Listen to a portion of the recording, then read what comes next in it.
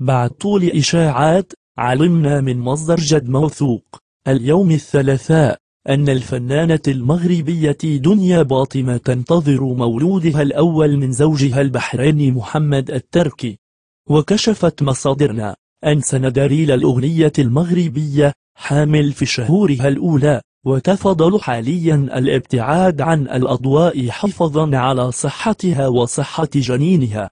وكانت الفنانة المغربية دنيا باطمة نفت سابقا أنها حامل بعد إشاعة خبر فقدان جنينها إثر تعرضها للإجهاض بمطار محمد الخامس الدولي، حيث كانت قادمة رفق زوجها البحريني محمد التركي على متن رحلة جوي من دبي في اتجاه العاصمة الاقتصادية للمملكة، عندما اضطرت للخضوع داخل عيادة طبية بالمطار الدولي لعملية إجهاض اضطرارية إثر فقدانها جنينها. لكن هذه المرة يقول مصدرنا إن خبر حملها حقيقي 100%،